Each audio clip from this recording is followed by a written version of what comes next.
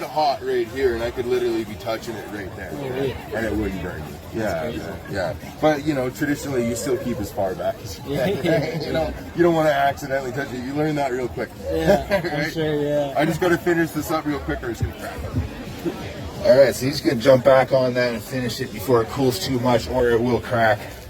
Needs to keep continual heat on it. All right, so I'm gonna punty on now, right? This is gonna be a cold punty. With a cold punty, only the punty or the handle is heated. If you heat both, it's going to bond, and I won't be able to get this off so easily. Just being that this is finished, I want to just be able to grab it, but easily remove it. And a punty is, you're just making an extension, like a rod on the other side that you can hold on to so that you can now work the other side that you were holding, right? Just like that. And so now that I've done that, I'm going to gather a little bit of glass at the top. That's my flame.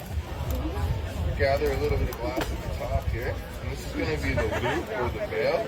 So this will allow you to wear it as an So you're gonna liquefy some glass on the top and then stretch that out and form the loop. That's right. Awesome.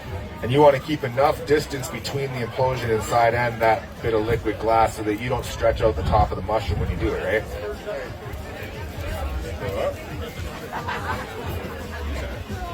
That.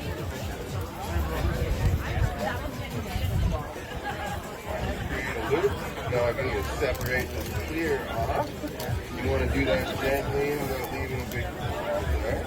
Apply a little bit of heat and kind of just gradually pull it off and then let its own weight just settle the glass back into the... That's right. You make the loop exaggerated and then you gather it down.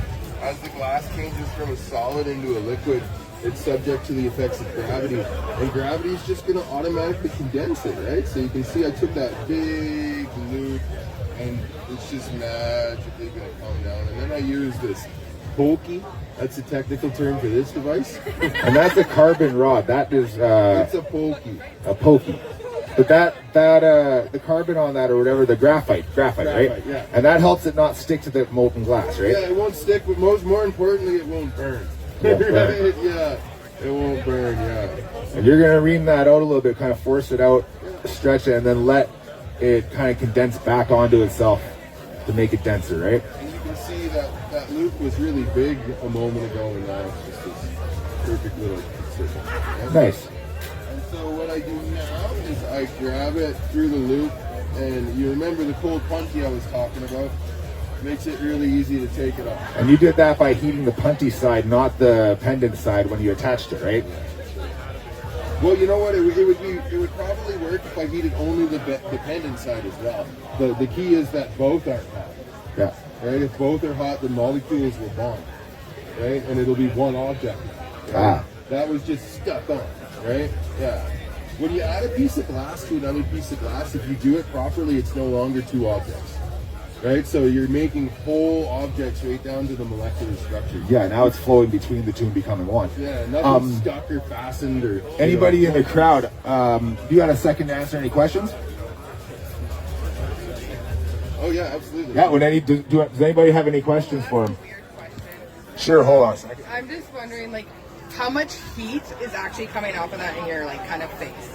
It's a weird question. I just always wondered that, right? How much heat, how much heat does it take to melt glass? No, How like, much when heat's you're coming doing off it, in your like, face are when you you're doing feeling it? like- Well, this is a pretty small torch, so not that much. I'm outside, so I think it's just right by the speaker. It sounded really weird. I'm outside, so you know, there's lots of heat dissipated. But Yeah, on a in a 30-degree shot. day, right? I bet you it's about 40 degrees in front of my face, right? So yeah, and but, so you kind of like live for those fall and winter days, right? Yeah. Where you can just sort of blow glass at a hand and you're not gonna melt. Yeah.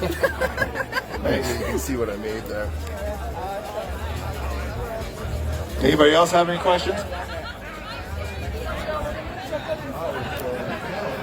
Yeah, let's go check out.